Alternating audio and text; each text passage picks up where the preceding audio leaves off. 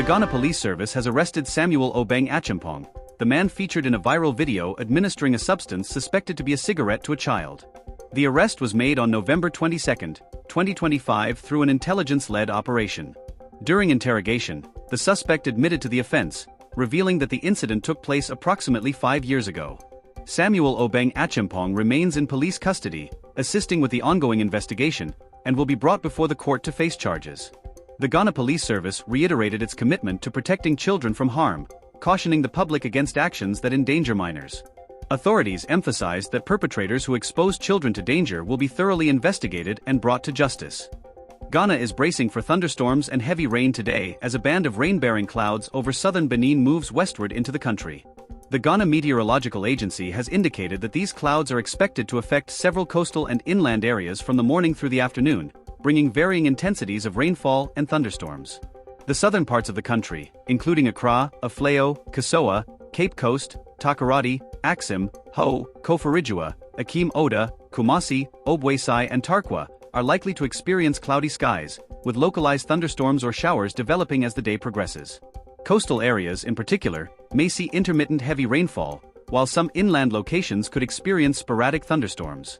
Meanwhile, the northern regions are expected to remain fairly dry, although slight haze is predicted to reduce visibility in some areas. Early morning mist and fog may also impact forested and hilly regions, potentially affecting travel and road safety.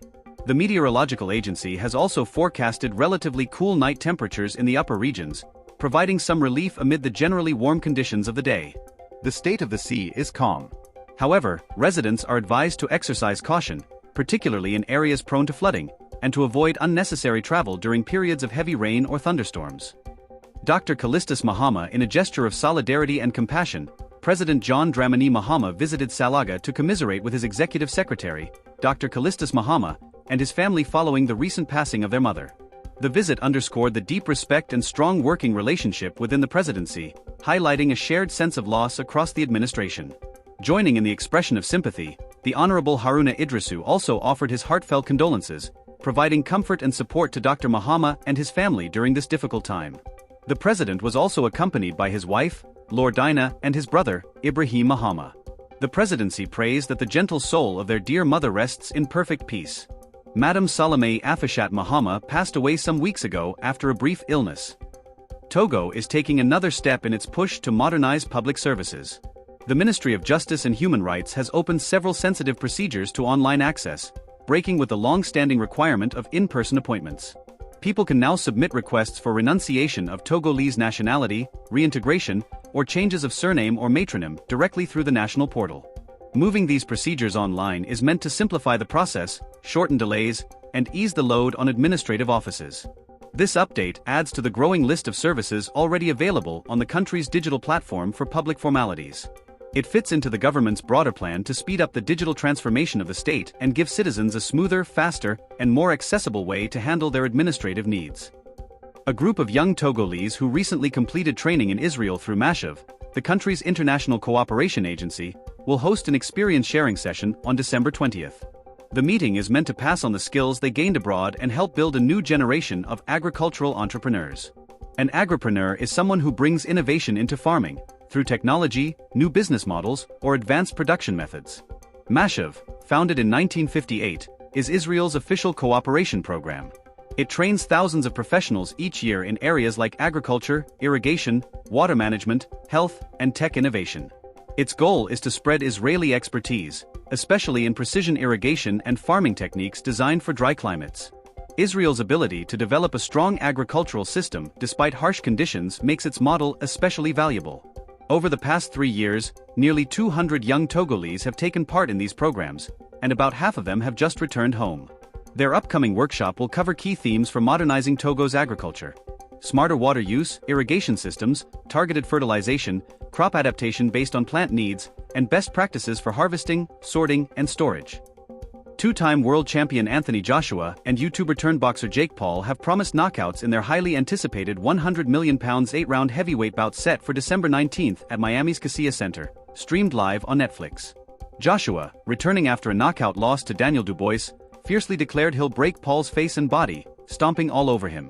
The 6'6" Joshua must weigh in under 245 pounds, while Paul, much smaller at 6'1", expects to enter at 215 to 225 pounds.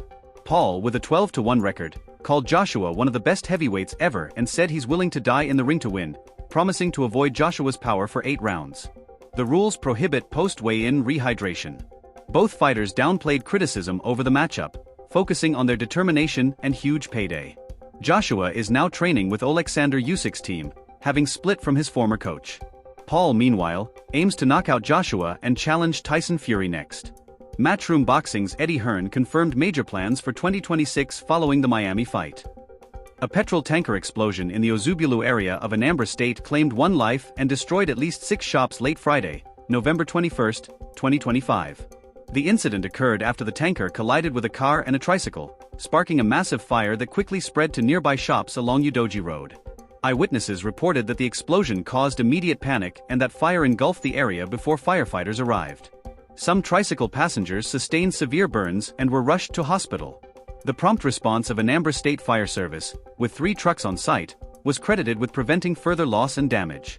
Federal road safety and other emergency teams managed the aftermath and diverted traffic, while authorities confirmed the incident as one of several recent fire disasters in the state. Osorobo Omoiman, 24, has been arrested by the Edo State Police Command for fabricating a kidnapping story on TikTok, claiming abduction and rescue along Upper Sekponba Road, Benin. She further alleged police extorted her after detaining her at Akpata Station. The Edo police investigation revealed the tale was invented solely to boost her social media following, with evidence including a deleted video showing an accomplice encouraging viewers to follow her TikTok page. Police spokesperson Moses Yamu stated that Omoiman's false alarm could cause panic and incite hostility against police in Edo State. She has been charged to court, and authorities are pursuing her accomplices. The police warned this case should deter misuse of social media to create public disorder or tension. The U.S. government, led by Secretary of State Marco Rubio, has reiterated that its controversial 28-point peace plan for Ukraine was drafted by the U.S., not Russia, despite claims from some U.S. senators describing it as a Russian wish list. The plan, based on input from Russia and Ukraine, calls for Kyiv's troop withdrawal from contested eastern regions, limits on Ukraine's armed forces, and freezes battle lines in partially occupied areas. The proposal met with resistance from Ukrainian allies in Europe who claim it leaves Ukraine exposed and does not guarantee security for all Europeans. Details leaked from the plan include withdrawal of Ukrainian troops from eastern areas Russia has been unable to conquer, limits on the size of Ukraine's military, recognition of Russian control over Donetsk, Luhansk, and Crimea, freezing borders in Kherson and Zaporizhia along current battle lines, reliable security guarantees for Kyiv, though these remain undefined, a pledge that Russia will not invade neighbors and NATO will not further expand. President Trump clarified the proposal is not his final offer for Ukraine, noting that ongoing talks in Geneva may extend the deadline for Kyiv's decision. Ukraine, facing pressure over the plan, warns that the proposal risks the country's security and sovereignty. European leaders also stress that a just peace must ensure true stability for Ukraine and Europe. Marjorie Taylor Greene, who entered Congress in January 2021 as one of Donald Trump's loudest defenders, is resigning after a series of high-profile clashes with Trump and the Republican establishment. Initially, Greene parroted Trump's claims of a stolen 2020 election and helped energize the MAGA base.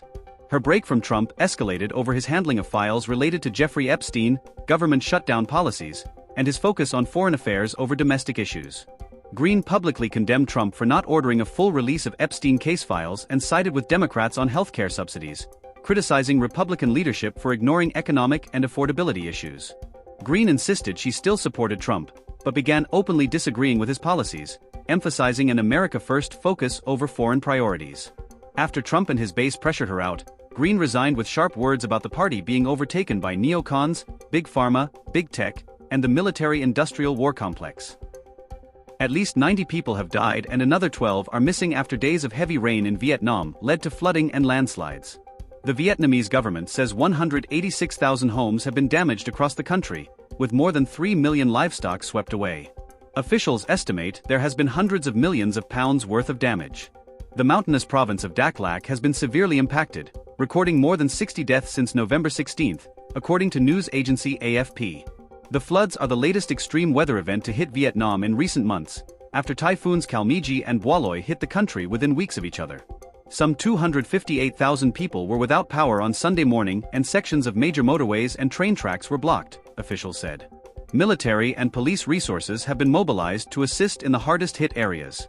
The government said the most severe impacts have been observed in 5 provinces: Quang Ngai, Gia Lai, Dak Lak, Con Hoa, and Lam Dong, clustered in south and south-central Vietnam.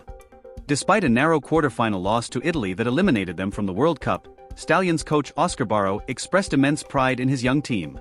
He called their performance heroic, attributing the defeat to a single defensive error that Italy capitalized on and his team's own missed scoring chances. Barrow praised Italy's discipline but stressed there was no shame in the loss. He highlighted the team's positive response after an initial defeat, which included wins over Germany and Uganda. For Barrow and his squad, many of whom were new to this level, the tournament was a valuable learning experience. He sees it as a starting point, insisting the talented group now needs guidance and patience to grow and come back stronger. During the 20th edition of Digital Week, held from November 18 to 21, a thematic panel on infrastructures and data for sovereign AI pushed the conversation toward how Africa can shape its own future with artificial intelligence. The speakers focused on the core questions of sovereign AI: what it is, why it matters, how to build it, and who should drive it. Their goal was to outline the foundations of a national AI framework that feels relevant, effective, and genuinely useful. Abdul Kader Kai, Mali's National Director of Digital Economy, delivered a sharp assessment. He argued that AI has moved far beyond the realm of simple tools. For him, it has become a source of power, a development engine, and a pillar of sovereignty. He warned that a nation that loses control of its data loses control of its governance, a nation that loses control of its infrastructure loses control of its economy, and a nation that loses control of its algorithms eventually loses control of its future. He also pointed to the challenges facing Africa, especially Mali, Niger, and Burkina Faso, when it comes to digital sovereignty. A large portion of African data is stored outside the continent, which raises obvious issues around control and security. He insisted that countries need to build their own infrastructure, train more data scientists, and gradually reduce dependence on foreign technologies. In his view, sovereign AI means the ability to choose, to decide, and to protect yourself. The National Order of Doctors of Burkina Faso has opened its 9th Ordinary Congress in Ouagadougou, setting an ambitious vision for healthcare equity by 2030. Under the theme of ensuring fair access to healthcare, the president of the order, Dr. Abdulgwani Sawadogo, stated the goal is to make Burkinabe medicine a central pillar in rebuilding the health system. The 2-day gathering will focus on structured reform, emphasizing regulation, training, and the integration of telemedicine. Representing the Prime Minister, Health Minister Dr. Robert Lucien Jean-Claude Cargougou endorsed the theme, stating that telemedicine is now a necessity.